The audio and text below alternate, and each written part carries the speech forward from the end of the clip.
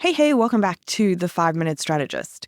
We all want a team who know how to move fast, who can pivot when they're faced with an obstacle, who bounce back when something goes wrong. But we're not all leading in a way that allows for that or encourages it.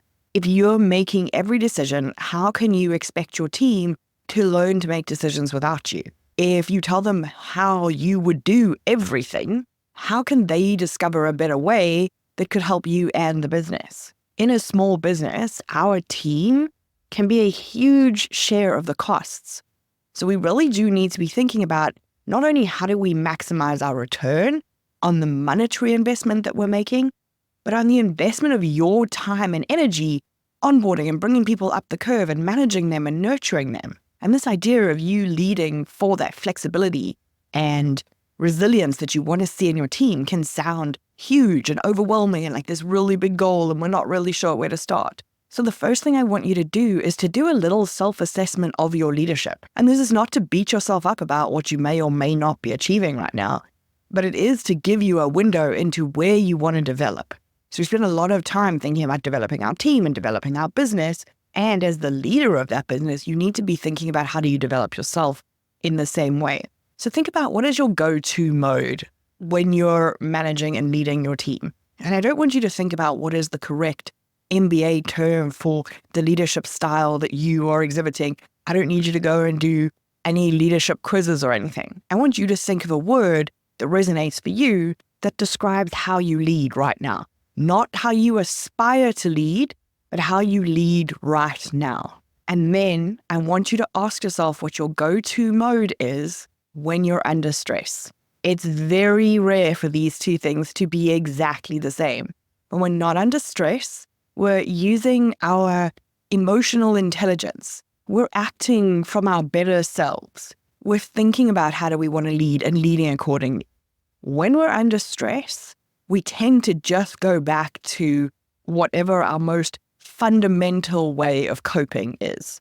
So I have seen the most laid back leaders of people go full micromanagement monster under stress. So it is important that you consider both of these because you're leading the team in both of those situations. So think back over the recent months as you're trying to think about how do I lead in general?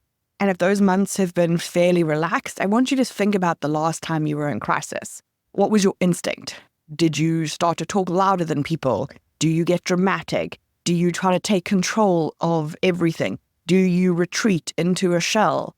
It's important that you know how you respond in different leadership situations so that you can figure out where do you have strengths and where do you have some weaknesses or challenges that you might want to work on. And once you have that assessment, you can start to think about how do you work those strengths to be the leader that has a fast-moving, fast-thinking, fast-reacting team.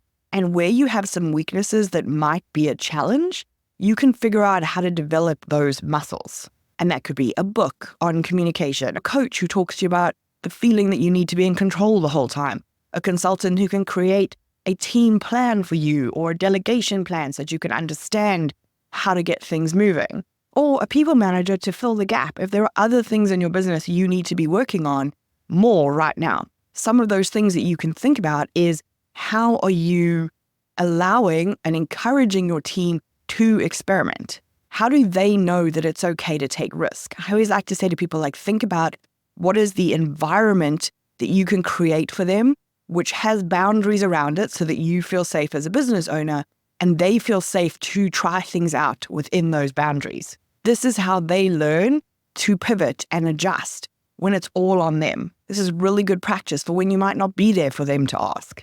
One of the great ways to figure out how you're showing up as a leader is to consider what happens in meetings when you are in attendance and when you're not.